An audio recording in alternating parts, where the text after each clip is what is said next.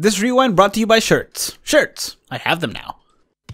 Hello and welcome to Brave Souls Rewind, the show where I 200 older characters so you don't have to. Today I'll be taking a look at a character that I've wanted for a really long time and then finally got, Tag Team Momo. Honestly, I just thought her special was cool, so I really wanted this character. Still, I was curious to see whether or not she's still usable, as she can inflict debilitating burn on all her attacks. Now to figure it out, I started with the normal attack damage build.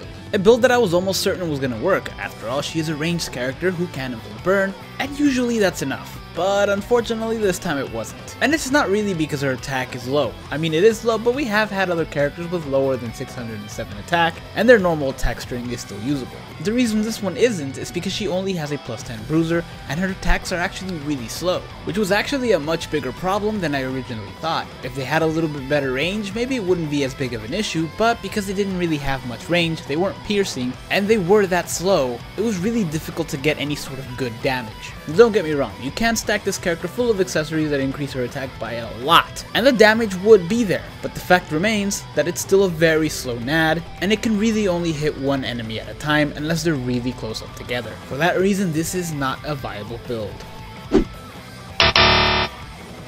Now next up was the strong attack damage build, which does have the potential to be a little bit better than the normal attack damage build, seeing as she does have a strong attack damage link as well as a 15 berserker, which isn't much, but it is 5% more than the bruiser. Still, this build was very bad. It suffered from similar things, such as the terrible range, as well as the poor damage, with the exception of course of her strong attack 3, because Momo actually has a 240% mag strong attack 3, which is basically the equivalent of a charge move when fully charged, and it can actually do a ton of damage if it hits one enemy. Not only that, it's actually pretty easy to hit an enemy with this attack. Unfortunately though, it's not enough to save this character, as it is her strong attack 3 and it's gonna take a while to reload. Not only that, while it is easy to hit a specific enemy with this attack, it still has very poor range for a strong attack 3, especially by today's standards, and you really can't just deal enough damage with this character with everything else to make this a viable build. Now finally we have the strong attack recharge build, and at this point I didn't know what to think.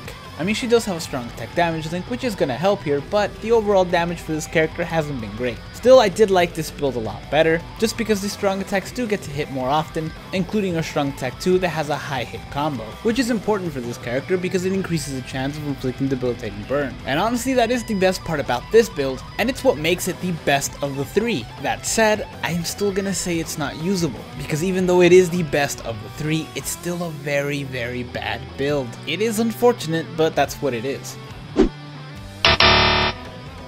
So there you have it. She actually does have decent killers, and hopefully with her resurrection she will be a usable character. All they would have to do is increase her attack speed, as well as the area of effect, and have an increase in both bruiser and berserker. There you go, Caleb, I did your job for you.